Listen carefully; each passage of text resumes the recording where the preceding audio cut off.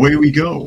So good morning, good afternoon, good evening, everyone, wherever you happen to be in the world today. Welcome one and all to Coffee Talk. It is time once again for Coffee Talk Live, where we will be having some discussion about what is going on in the world today. We'll take a look at some clips from the news and have a little bit of dialogue with those of you who are able to join us for the live portion.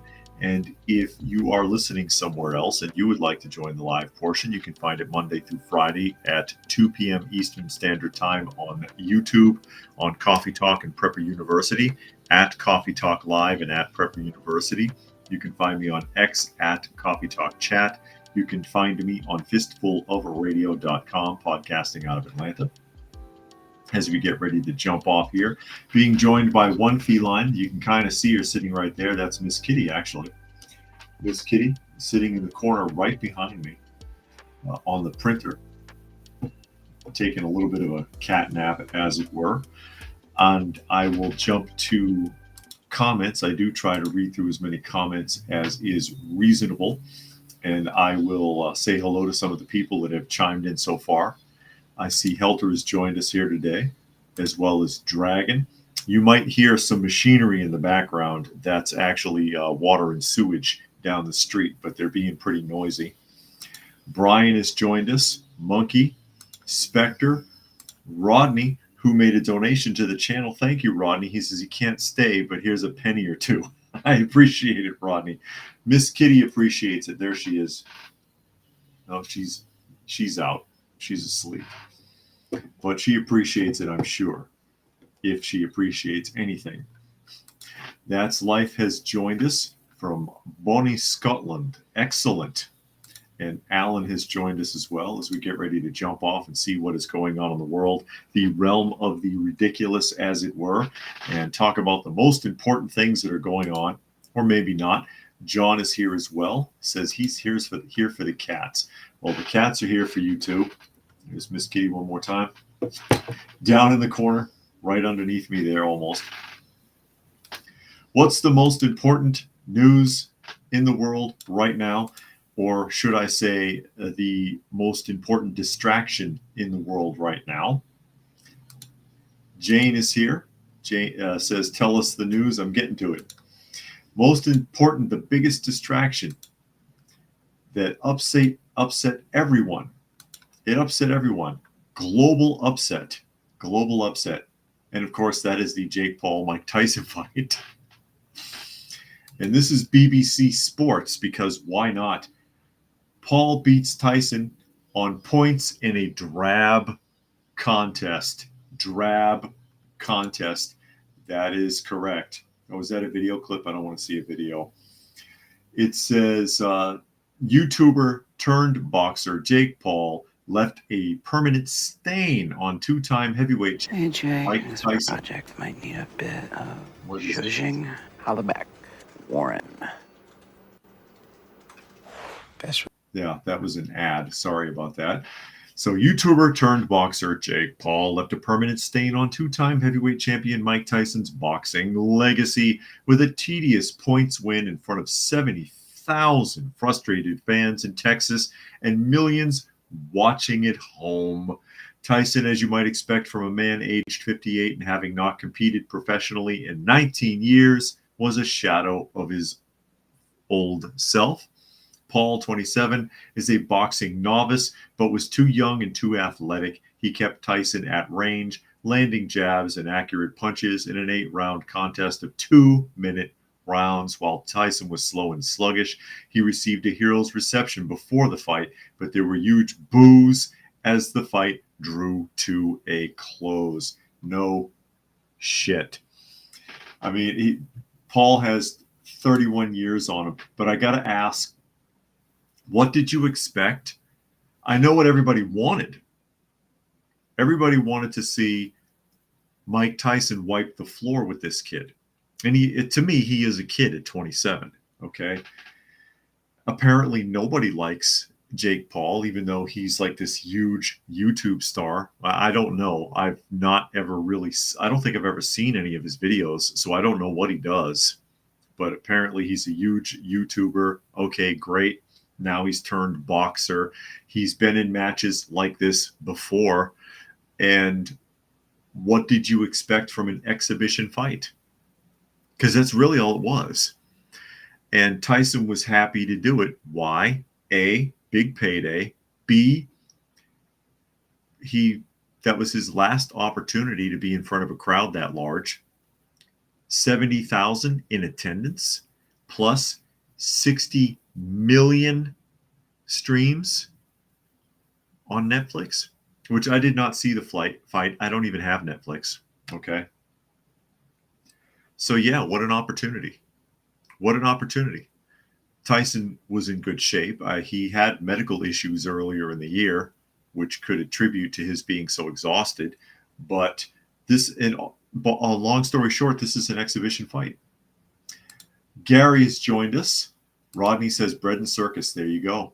Jane says they lost $100. Tyson's getting too old and it was a boring match. D'Lo has joined us. Monkey says one thing I've known on Tyson was the Che Guevara tattoo on his abdomen, or noticed, rather. Jane thought experience over age. I guess not. I mean, there's a lot of rumors the fight was scripted. Could have been. It could have been. Again, Tyson was ill earlier in the year. I believe he even needed blood transfusions. So, yeah, he wasn't at 100% anyway. And, you know, this isn't a knockout fight. This is a tippity tap for points fight, like sparring. And that's what Jake did. Bounced around and kept his distance and tap, tap, tap, threw a couple of punches here and there to get to score points. They were fighting to not lose, but nobody was fighting to win. Again, an exhibition. Gary says the first bout stunk, second and third better. Tyson danced for dollars. A lot of them, millions and millions.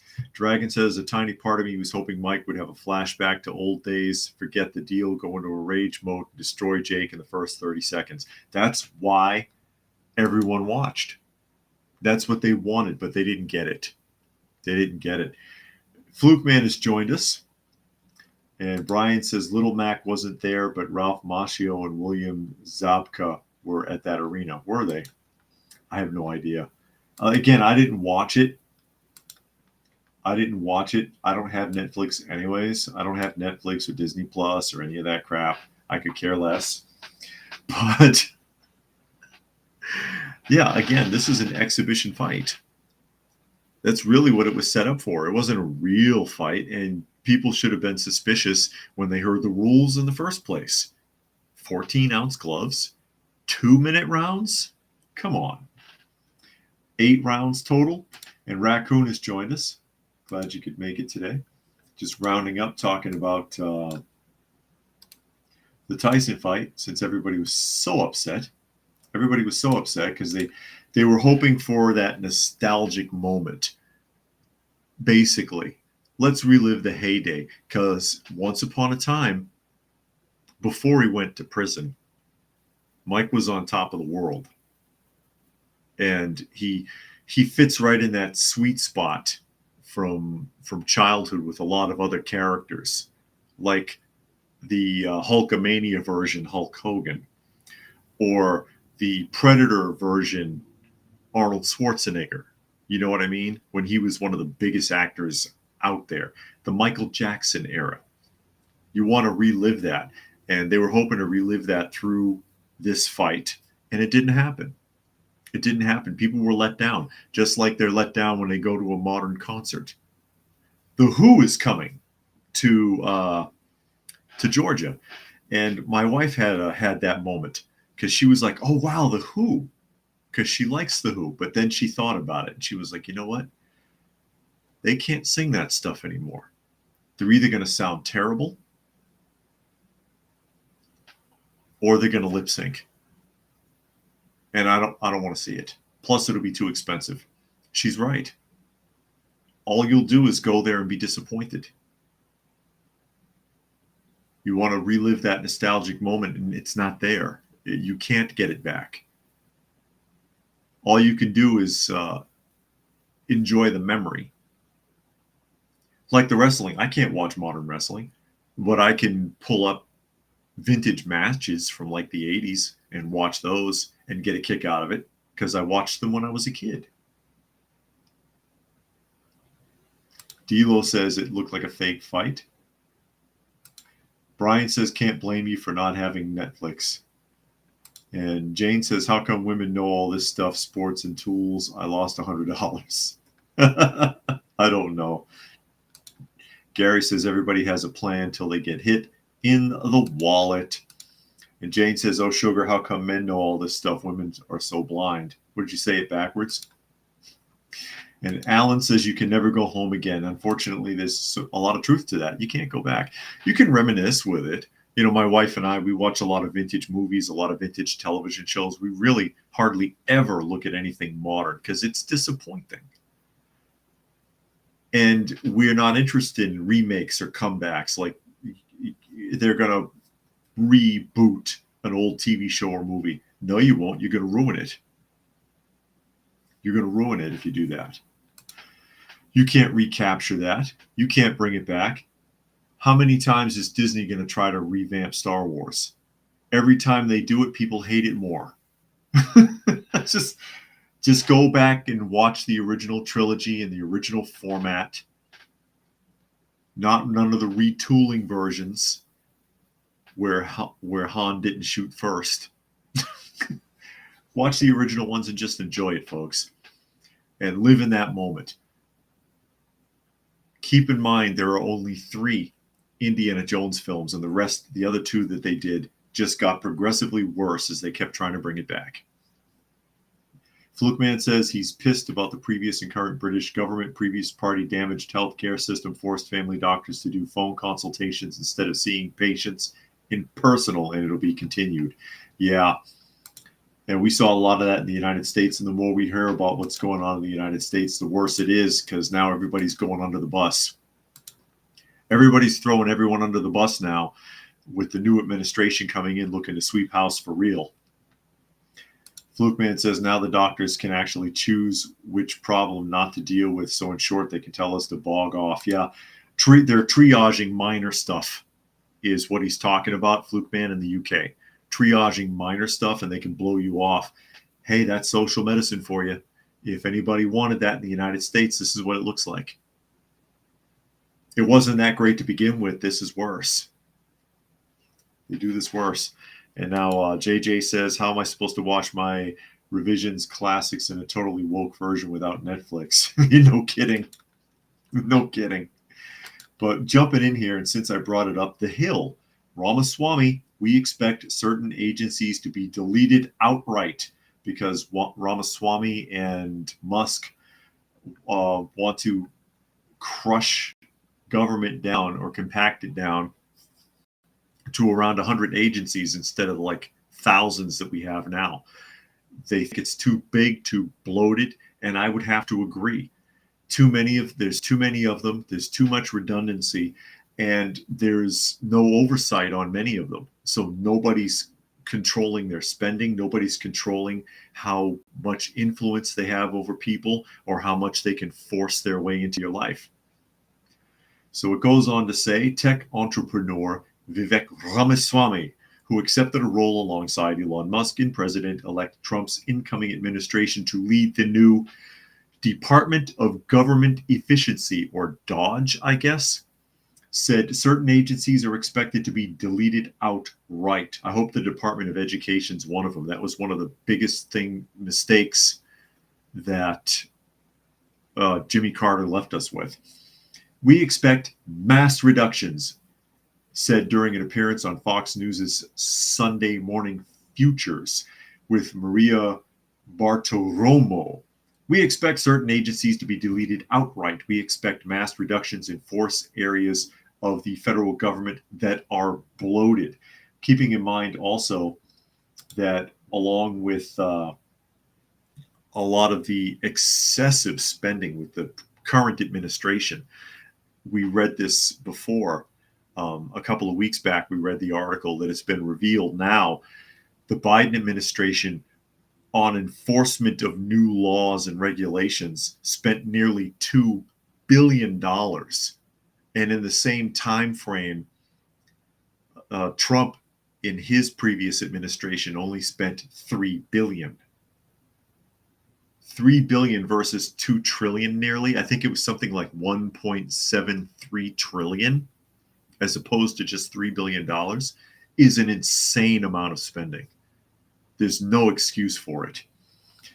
Raccoon says, I wish Elon could run for president. And Rodney says, if Vivek and Elon succeed in paring down the bloat, it can only be a good thing. And Rodney says, Dodge like the dog or the crypto coin or the truck. It says, Ramaswamy also said massive cuts are expected among federal contractors and others who are overbilling the federal government. And that does happen quite a bit. A lot of shady companies end up with no bid contracts, and that should never happen. I think people will be surprised by, how quickly we're able to move with some of these changes, or those changes rather, given the legal backdrop of the Supreme Court has given us. The biotech entrepreneur who ran in the Republican presidential primary but dropped his bid at the beginning of the year described a historic opportunity, noting that if we don't downsize the federal government now, it's never going to happen in the future. I think he's right. We're not actually going to squander this, but I think part of the key is to move quickly and to move efficiently. Yeah, you gotta start chopping that down now. You got to start chopping that down now, or it'll never happen. It'll never happen. That's where we're at. That's where we're at between the two of them. And again, as I had pointed out, people are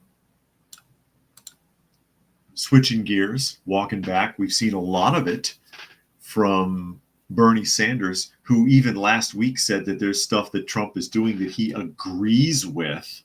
And it's like, wow, where the hell did that come from? Now he agrees with Trump. Now he thinks the Democratic Party is too woke. Seriously, Sanders, Bernie Sanders. JJ says, back when I worked for NASA, companies milked the organization for the cash cow that they saw. And now NASA is practically bankrupt, having spent a fortune on DEI projects, who has apparently contacted Musk begging for help. Insane. Flukeman says, funny thing is, my friend voted for this party, again talking about the UK, but before the election he actually said he wants the health service to bring back doctors seeing their patients face to face. Ironic, I bloody warned him. Alan says, Bernie's a turncoat. Yes. And speaking of turncoats, so is this one, and that would be AOC, who has been very, very verbal and mouthy recently. And she's starting to toe that line too. Washington Examiner, AOC removes the pronouns from her bios. Oh, wait, we're not they, them anymore, AOC?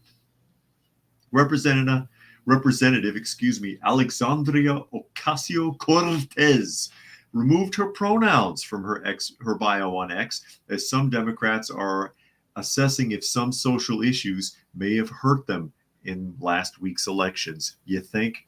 The Congresswoman has previously listed her she, her pronouns at the end of her bio on the social media platform earlier this year, but as of midday Friday, she no longer has pronouns listed.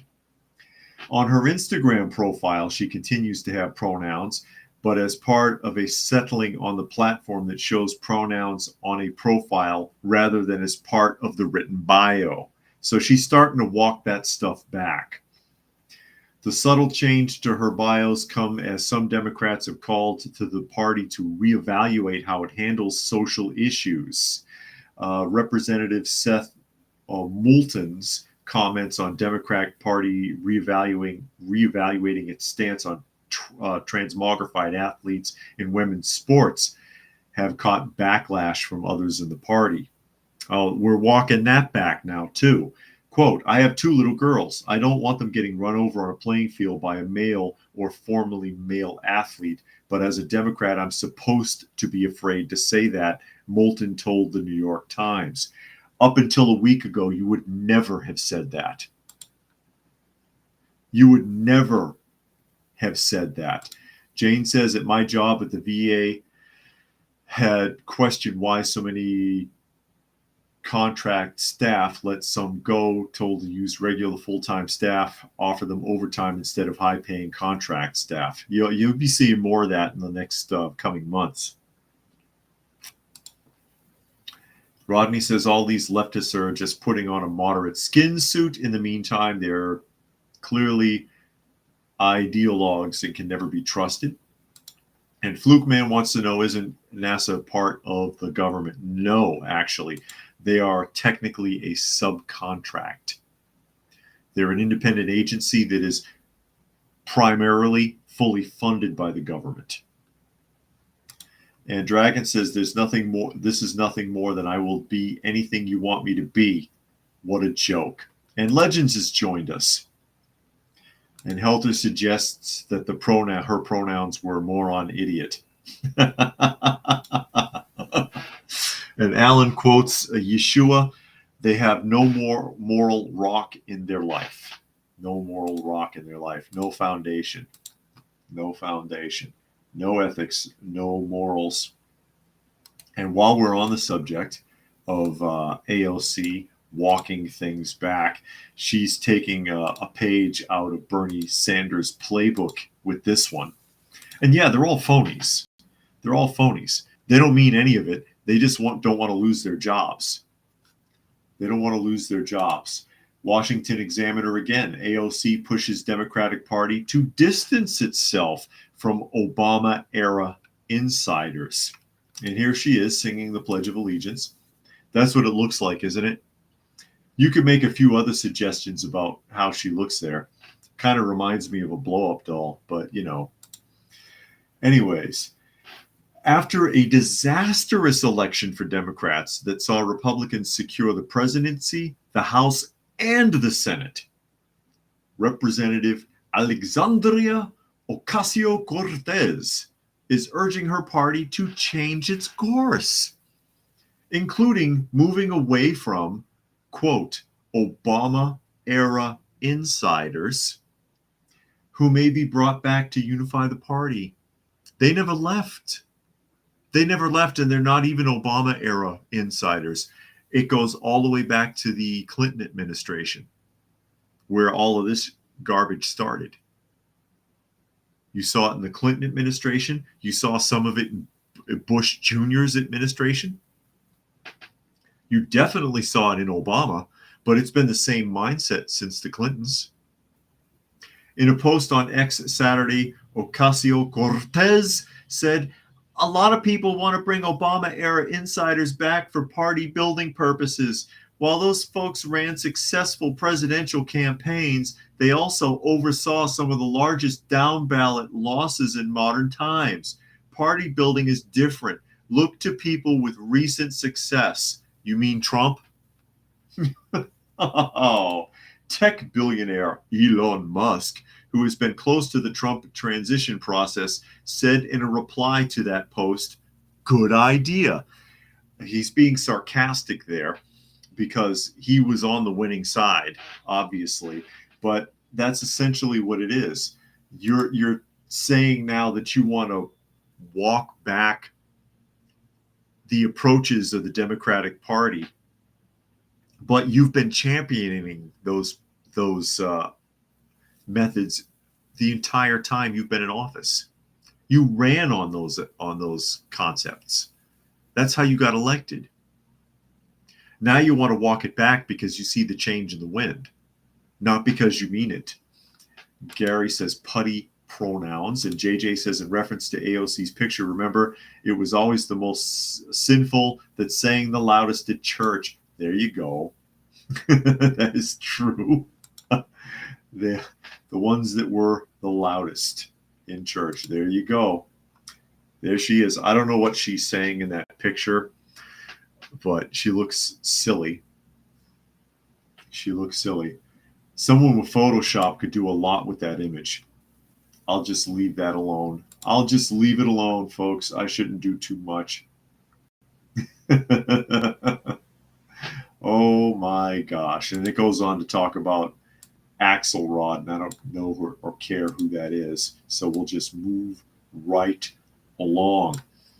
Speaking of spending too much, and I find this article really interesting, and this is about Medicare, and this is a Western Journal article, and you may have seen this in the media the last couple of days.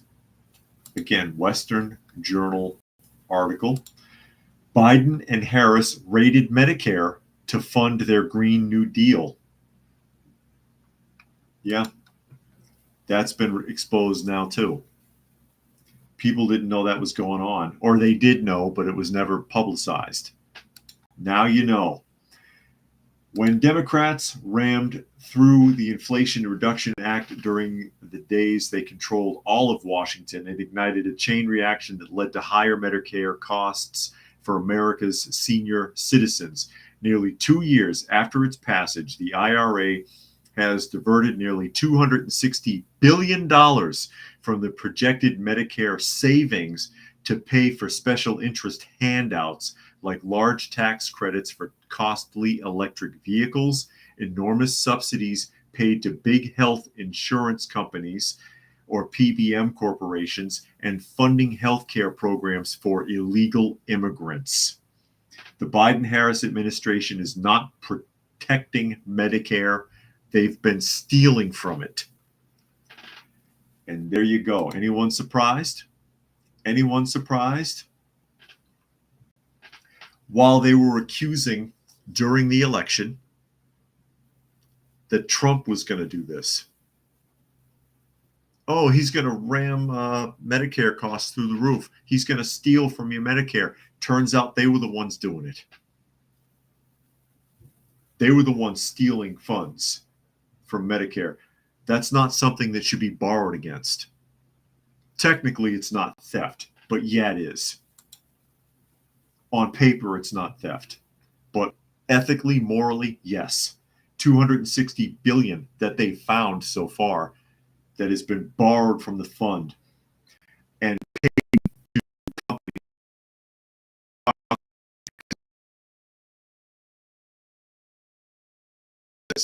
Poured all this money into the industry. No, you borrowed money from other government projects like Medicare, turned it into a subsidy to these companies to spend this money. And when they didn't have the money anymore and you cut them off, they ended up going bankrupt or having other problems because it's a system that doesn't work. There's a woman who lives not too far from here that has an electric car that's sitting in her garage. She can't even use it. The components that it needs to be repaired are no longer manufactured because that company went under.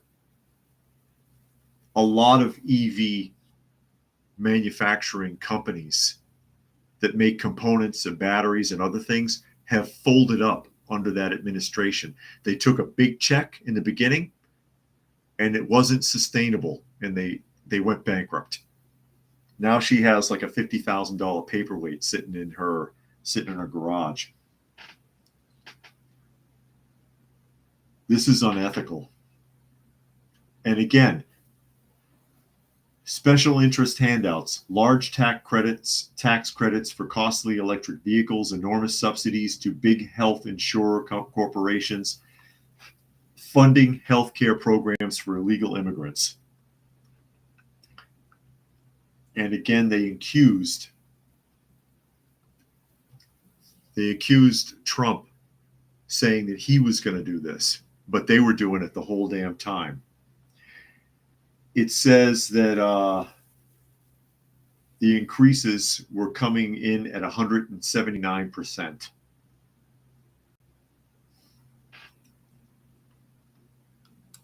$179% in increases. Alan says corruption, indeed. And he also says, I'm 59, I think I'll never retire. You may not be able to. You may end up checking receipts at Walmart or asking people if they want fries with that. And I say that tongue in cheek because it's happening to a lot of people. Fluke Man says billions of people would love it if Musk bought YouTube, but not only Google won't sell. Don't think Musk has enough money. He could buy BitChute with his name. I think it'll boost the number of users.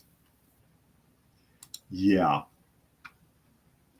I know, I've thought that myself. It would have been nice if he bought YouTube. I might actually make some money off of it. Maybe they wouldn't hit me so hard because they really crushed me. I was thinking about doing a video. I put up a video on Coffee Talk today, by the way, talking about lying. If anyone is interested to go back and take a look at it later, I'd appreciate it. I was thinking about doing a video on all these gurus, these YouTube gurus that tell you how to beat the algorithm.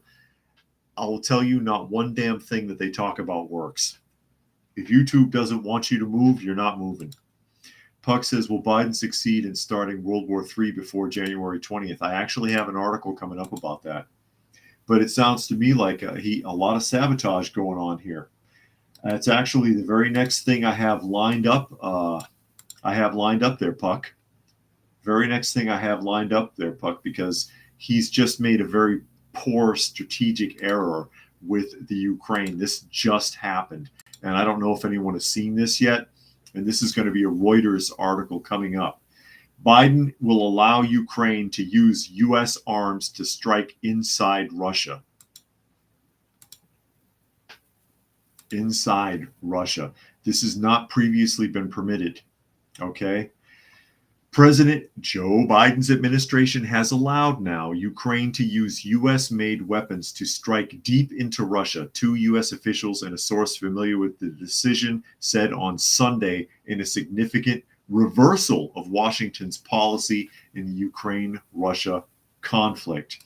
Ukraine plans to conduct its first long-range attacks in the coming days, the source said, without revealing details due to operational security concerns.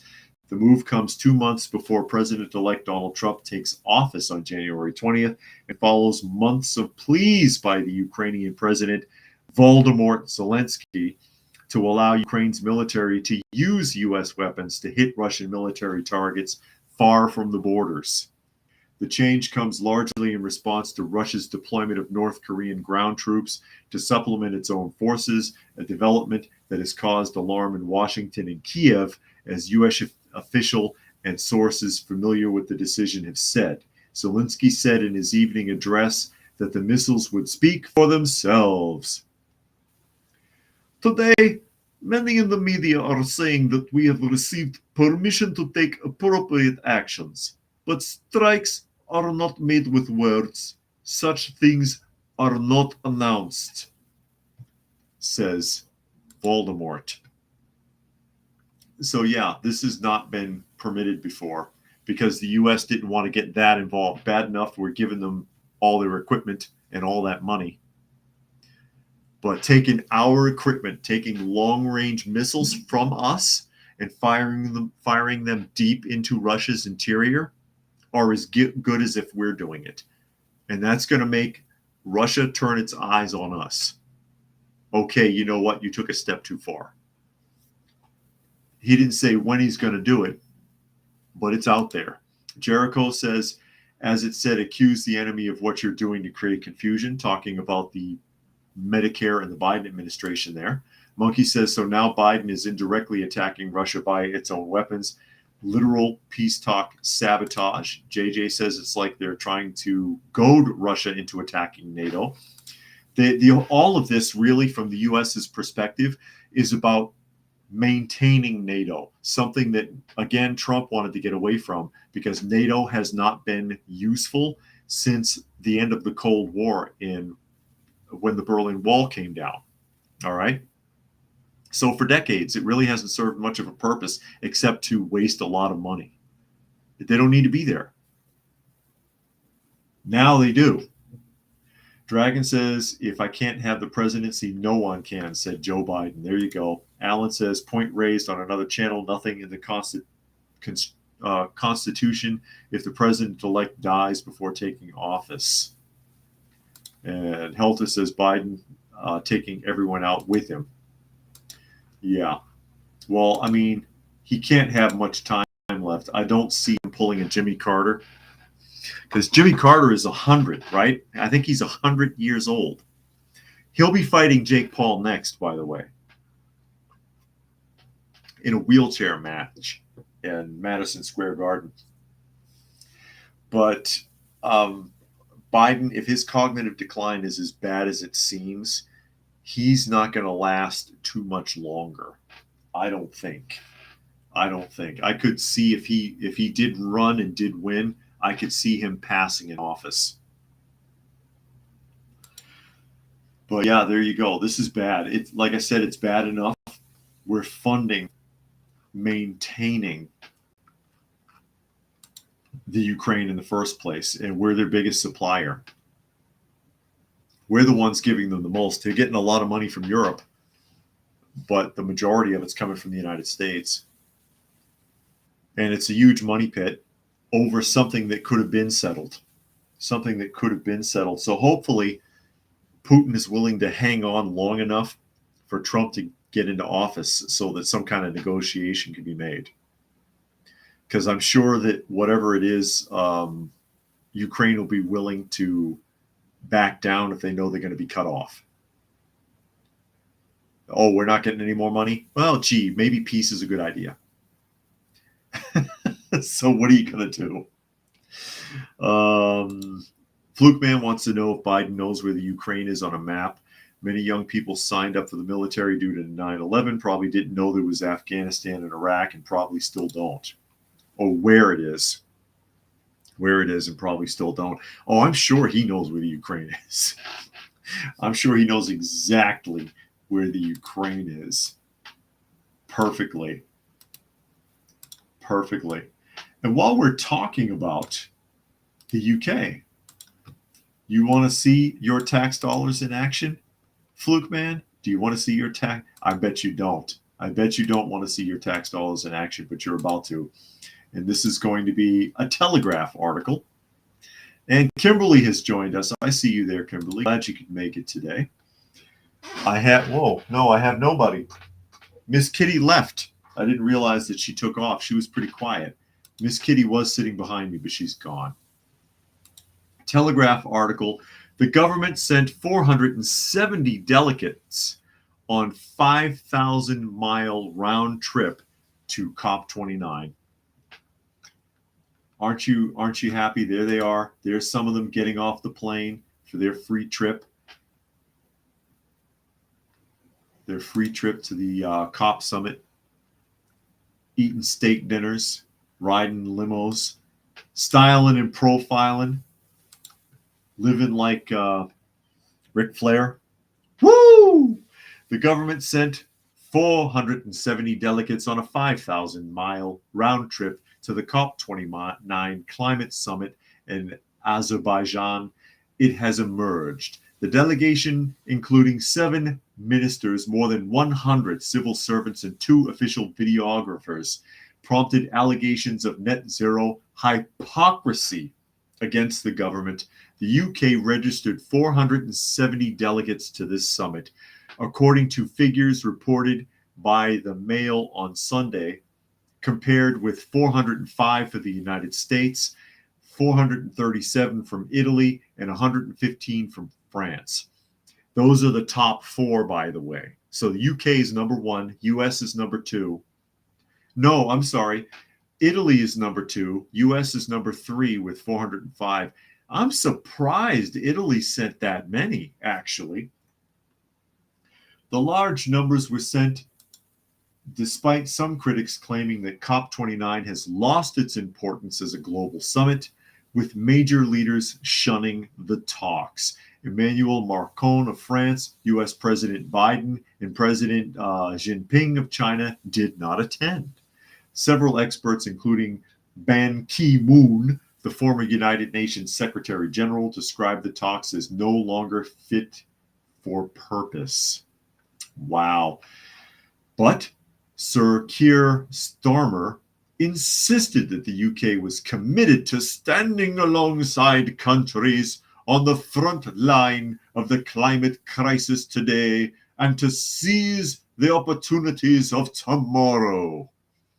The Mail on Sunday reported, and that's the name of the agency, the Mail on Sunday, reported that the British delegation was estimated to have tallied 2.3 million air miles in total for return trips, with a total carbon footprint of at least 338 tons of carbon dioxide.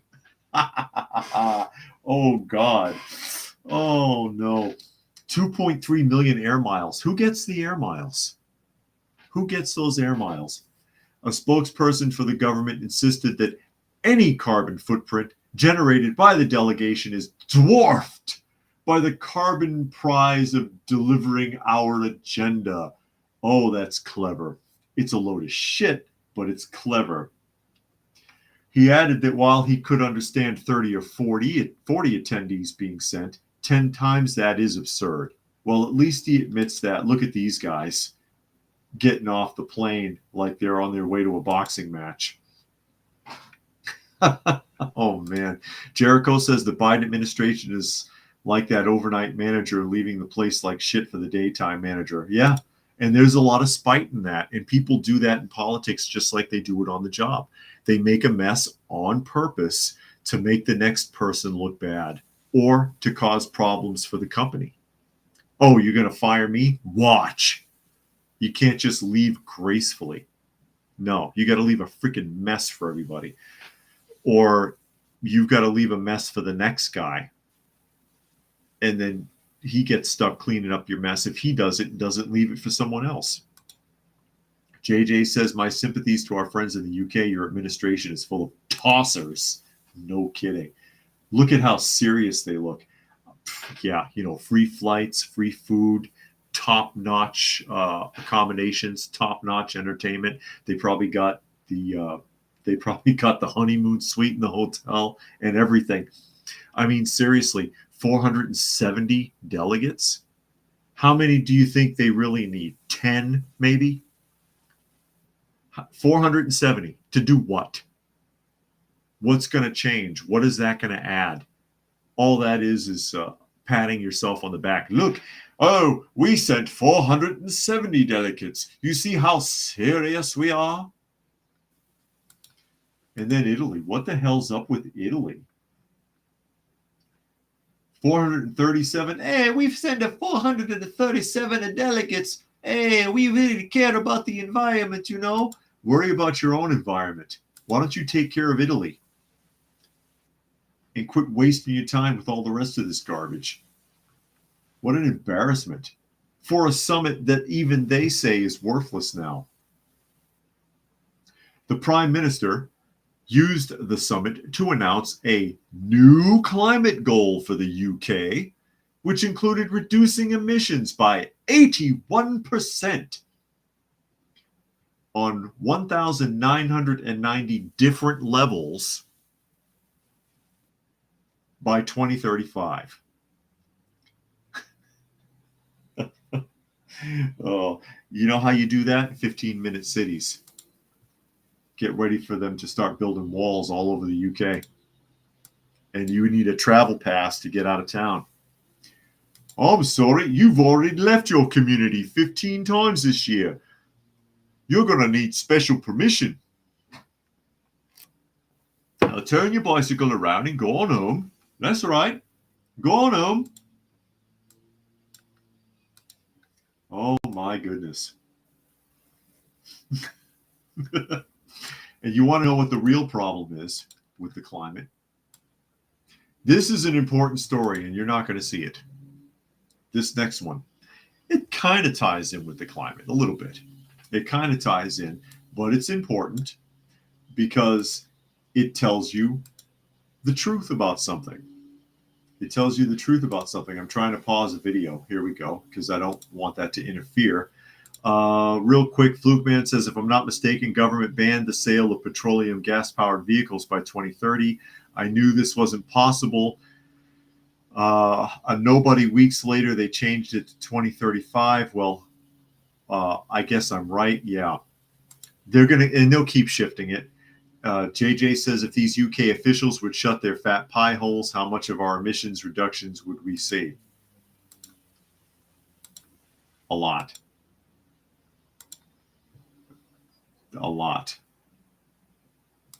But this is going to be an ABC News article. You might not have seen this. because they don't want you to see this, and I'll tell you why. 14-year-old boy has been arrested for starting forest fire, and this would be the fire that was in New Jersey. A 14-year-old boy faces arson charges for allegedly starting a wildfire in New Jersey amid drought conditions in the region. The forest fire ignited on October 30th in Eversham Township and burned for several days. The fire consumed 52 acres, though no structures were damaged. Okay, authorities investigating the cause and origin of the blaze located evidence that identified this fire as an arson, the Eversham Township Police said in a statement Wednesday. Following an extensive investigation, the teen, who resides in Marlton within Eversham Township, was identified as a suspect. The teen, whose name has not been released due to his age, was arrested November 7th and charged with aggravated arson and causing or risking widespread injury or damage. Okay, he is currently lodged in the Middlesex Juvenile Detention Center pending trial. All right. Now, why is this important? Why would I read this? Because very often, with all of these forest fires that they keep complaining about, all these climate activists, when you boil it down, somebody deliberately started that fire. Now, there are natural fires that occur in nature that is a natural and beneficial occurrence. All of that accumulation on the forest floor of fallen leaves, fallen dead branches, and other debris, it needs to be cleared out so that it can work into the soil. And fires start naturally, and always have, to help to clear that forest floor. Absolute natural occurrence. Usually lightning sets it off a lot of the time, and it burns away, and then the forest replenishes itself. Okay, absolutely normal and natural. Every forest fire is not going to end the world. There's supposed to be forest fires, basically, but a lot of them are deliberately set by someone like this kid, more than you might realize. Deliberately set, not even an accident from a campfire or something like that, where somebody didn't cover a campfire properly. People deliberately set them, and I dare say on purpose, to try to push climate agenda. Just like, if some of you might be old enough to remember back in the 80s, when people were trying to protest deforestation, all the old school so-called tree huggers that would drive spikes into the tree line, so that when lumberjacks went to cut them down, the spikes would fly out, or it would snap the chain. A lot of loggers were killed like that. People will do crazy stuff like this to try to push their beliefs. Alan says he volunteered 31 years in national forests in Texas. 85% of wildfires are human caused. Cruising says if they wanted to do real emission cutbacks, they'd force all air traffic to go back to turboprop instead of jet engine, especially private aircraft. All businesses would be diesel electric hybrid. And Lucky is here. Glad you could make it today. But I read that because I just needed to point out how often it's started on purpose. And like I said, I mean, there's plenty that are started by accident, and that's unfortunate. But there are many that are started deliberately by people that are playing games or trying to push an agenda. And they never tell you that. A story like this will get buried because they want you to think, oh God, it's the end of the world. The forests are just spontaneously combusting. It's like, who is it? Science moms will have you believe in that kind of shit. Who, by the way, is run by men who started off as advertising executives. There are no science moms, and everything they talk about is scripted, and very little of it is true. A lot of it is very heavily exaggerated, as you can well imagine. So there we go. Now, in the stupid news, I got some real stupid news coming for you. You'll love this if you haven't seen this story already. One more here from Brian. He says, another prime example of typical neurotic libtards. His parents have failed this excuse of an existence. And kids do stupid things, but that's pushing the envelope. Kids do stupid things, especially if they have no guidance. USA Today article, who has heard this? Beyonce courses are coming to Yale University to examine her legacy.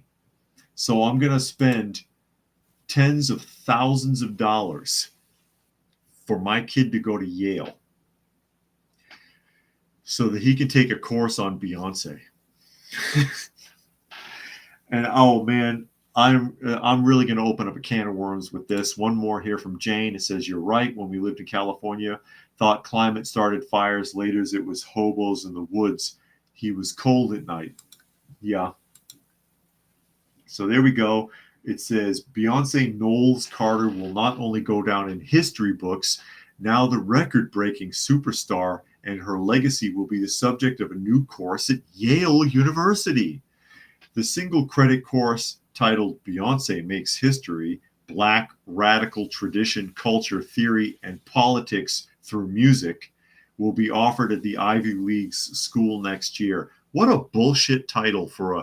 This is the name of the course. I'm going to read it again. This entire descriptor is the course title. Beyonce Makes History, Black Radical Tradition, Culture, Theory, and Politics Through Music. Unreal. Taught by the university's African American Studies professor, Daphne Brooks. The course will take a look at the megastar's profound cultural impact. In the class, students will take a deep dive into Beyonce's career and examine how she brought on more awareness and engagement in social and political doctrines. You mean like voting Democrat? Because it sure didn't help Hillary or Harris, did it? It sure didn't. Nobody that she's gone to bat for has been successful, have they? Help me out here. The class will utilize the singer's expansive music catalog spanning from her 2013 self-titled album up to her history-making album, Cowboy Carter, as tools for learning. Brooks also plans to use Beyonce's music as a vehicle to teach students about other notable Black intellectuals throughout history, such as Toni Morrison and Frederick Douglass. I feel dirty even mentioning Beyonce and Frederick Douglass's name in the same sentence. They do not compare. They do not compare at all. Okay? Oh, God. And it goes on to brag about all her nods at the music awards and everything. We all know full well by now that the music awards mean nothing now. No awards do. The Oscars, the Emmys, the Nobel Peace Prize, it's all bullshit now. It's all how the elites pat each other on the back at this point. Nobody really earns that shit now. Nobody earns this now. Dragon says the story is proof positive the American colleges have simply become profit-driven revenue organizations at the expense of actually teaching young people. JJ says incredulous BS. Jane says, I thought Beyonce was singing country music now. Yes, that Cowboy Carter garbage. Have you heard? Listen, she is as popular as she is because she has Jay-Z's backing. She's a decent singer, but she's not nearly as good as they're trying to make everybody believe that she is. She's not that good of a singer. She's not. I'm sorry. It's just not the truth. She's no better of a singer than Madonna. Madonna's not a good singer either. Madonna got popular selling her sexuality, not her music. And Beyonce got popular riding Jay-Z's coattails, and he's not that good either. He's just a good businessman. Okay. In 100 years, people may still be talking about the Beatles. They may still be talking about Michael Jackson. They may still be talking about the Rolling Stones, but they will not be talking about Beyonce. I'm sorry. And that Cowboy Carter and this whole, oh, she's a country western singer now, and she's getting awards and accolades for country western music. Have you heard this music? I have. I talked about it when it first came out. I listened to that Cowboy Carter garbage. It's atrocious. It is atrociously bad. AI generated music. Computer music. It's synthetic music made on a computer that has been AI generated. And I can prove that. I can prove it. You can find music channels on YouTube that will prove it anyways. But if you're familiar, if you got a good ear for it, if you listen even at the beginning of when I start the podcast and I play that little music clip, that's the free music from Restream, and it's AI generated. If you're listening carefully, it's off tempo and it skips beats. AI doesn't know how to keep music flowing. If you listen to the banjo in her song, it's a loop of an AI generated banjo and it's off tempo. It doesn't sound right. If you're listening to it, you can hear it missing. You couldn't even bother to hire an actual banjo player to play your loop for you. A person can keep track. The AI can't, and you can hear it. Helter says, how utterly stupid. There's also a church where they pray to Beyonce too, and they have a Beyonce Bible. It's disgusting. Cruising says maybe they'll start offering M&M or Vanilla Ice courses at traditionally black colleges. Vanilla Ice? James, oh God. All People says Beyonce's not African American. Here we go. Or a U.S. slavery era survivor descendant. Her dad's family hails from the Bahamas. Her mother's family comes from Haiti. But you know they love to put that African American moniker on everything. Jane says, have you seen Man Sings Bar songs on Tipsy? Shabu song is good, but the singer is strange looking. That doesn't sound familiar. Fluke Man says, words like racists make history, pollution, artists, and etc. have lost their true meaning. Jericho says it's like how they had a Taylor Swift class in colleges. I remember that. That does sound familiar. And All People mentions Frederick Douglass is an African-American slavery era survivor descendant, but Toni Morrison is a Caribbean American. Most blacks in the U.S. are not African-American. Yeah, Frederick Douglass, and I've read Frederick Douglass's book. I have read the book. And some of the most important things in that book are totally missed and or overlooked by people who talk about him. And Brian says, wasn't Jay-Z the reason Kim Kardashian got famous with them and the gross sex tape? That sounds familiar, but I'm not 100% sure on that, Brian. But again, all they are is socialites. The Kardashians have no talent. They're socialites with a TV show that shouldn't. Is it still on the air? I think it's still on the air. It's ridiculous. Ridiculous, but they have no talent. And again, I'm not saying Beyonce doesn't have any talent, but she's not as good as is presented to us. She's not as good as they're always telling us that she is by a long shot. And there are far better musicians out there. She's a musical performer. Again, people have to get out of the habit of calling these people artists. Everybody's an artist. Even when they don't like a singer or a musician, people these days still call them artists. They are not. They are musical performers. Jay-Z, Beyonce, musical performers. And again, they will not stand the test of time. I don't see it. I don't see it. As we get ready to wrap up here, Brian says, I remember a teacher one time was teaching World War II and used Private Ryan to show how World War II was. The head administration got mad and talked to the teacher for lack of diversity.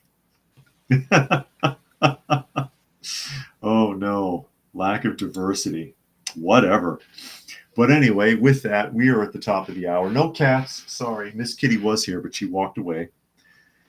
We are at the top of the hour, so I will go ahead and start signing off again. You are listening to and or watching Coffee Talk, and you can find the live portion Monday through Friday at 2 p.m. Eastern Standard Time on YouTube on Coffee Talk and Prepper University. You can find me on X at Coffee Talk Chat. You can find me on fistfulofradio.com. Podcasting out of Atlanta. Special thanks to Rodney, who made a donation to the channel today. Very much appreciated. Goes a long way with the felines. Thank you, everyone else who was able to join us here today. As always,